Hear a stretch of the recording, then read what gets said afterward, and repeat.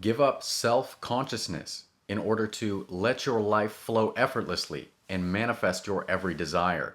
Too often, in this process of learning who we are, manifesting desires big or small, discovering our oneness with God, Source, Universe, whatever you prefer to call this infinite power of the subconscious mind, we do not understand how to give up the self. We still allow ourselves to identify with old limiting beliefs, negative stories about who we believe ourselves to be, rather than accepting our oneness with infinite power and intelligence and allowing that infinite power and intelligence to solve every problem for us. What I'm proposing is not that you give up your belief in being a person, a human being, and you go into the mountains to meditate forever and ever. No, we need people like this who are spiritually powerful and knowledgeable in everyday life so that you can set the example of how we're supposed to be living. Instead of struggling and living in fear, worry, doubt, or impatience, you allow yourself to depend entirely on God, Source, Universe, infinite intelligence. You do not engage with the rational reasoning mind, which forces you to think and overthink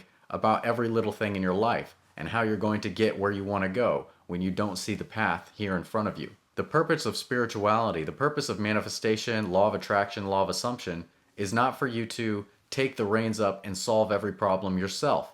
It's to understand how you can allow your natural goodness to flow to you by getting out of your own way, by removing your consciousness of the small self, the limited conscious rational reasoning mind which tells you that things are difficult or impossible or that there's no way you could get what you want just because you don't see how it's possible. So, what I want you to do is begin to depend entirely on God. If you want to call it source, if you want to call it universe, whatever it is, it does not matter, but you understand that this is your greater self. Even if you speak to it as though it's in the third person, saying, "Thank you, God, that my desire is fulfilled now." Getting into the receiving mode by praising and giving gratitude. You're not saying it to some outside force or hoping that a prayer is heard by some outside God.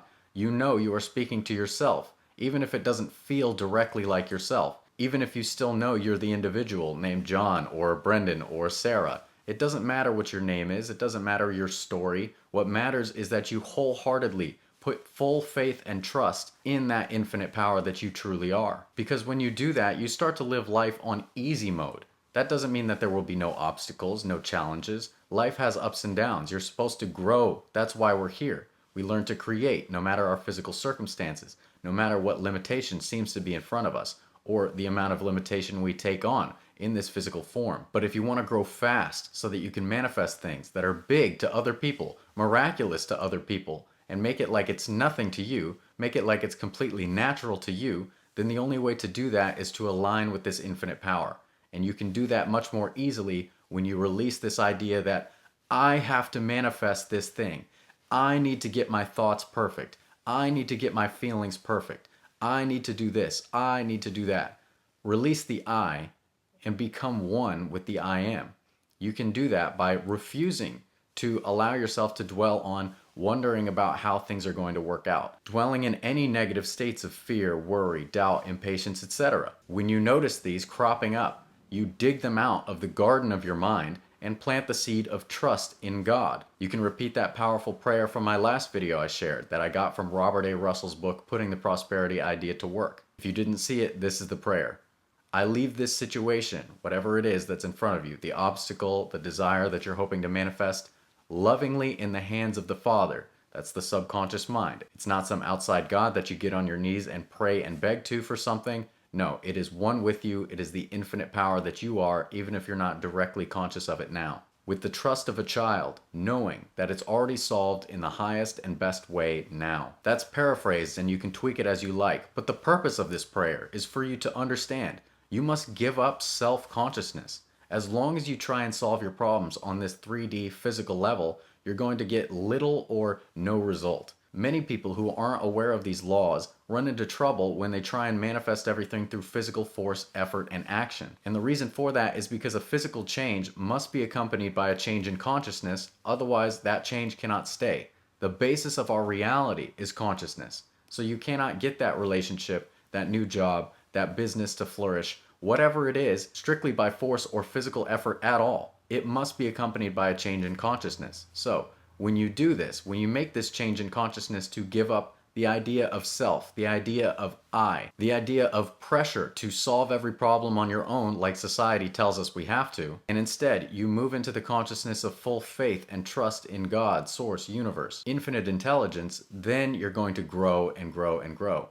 Whatever change you desire to make will come so easily and effortlessly. You couldn't possibly have devised it with your own conscious mind. That's why in the story of the Bible, we aren't told that Jesus himself did absolutely everything. He said, I of myself can do nothing, right? That's the I. That's the self-consciousness we must give up because it truly can do nothing. The Father in me, he doeth the work. That means the infinite intelligence of the subconscious mind within you is what's doing the work of any change you desire to make. Put yourself on the throne of reality. Refuse to engage in the thinking mind that tells you you must worry and fear. Refuse to handle any problems on your own. Know that you have this wonderful, marvelous relationship with the infinite intelligence, creator of the universe, that is willing to do anything for you, that wants nothing more than to fulfill your heart's every desire. But the price is to give up belief in any other cause of your reality. Give up belief in the placement of the stars. Give up belief in who your coworkers are or your boss and what they can do to change your life. Don't believe in anything outside of yourself as the creator of your reality. And when I say self, I don't mean you, the limited individual, just the conscious, rational, reasoning mind. I mean the infinite intelligence, God, source, universe. When you do that, when you place every situation lovingly in the hands of the Father, giving thanks, giving praise, that what you desire is already here now, every problem, every obstacle is solved and overcome, easily and effortlessly, then it is so. And you live life on easy mode. Life flows effortlessly, and that's how it's supposed to be. So I'm sure you found this helpful. Be sure to leave a like, comment, subscribe. And if you want to know the one question you can ask yourself to shift your reality instantly, watch this video right here. As always, thank you so much for watching. I love you all very much, and I will see you next time. Take care.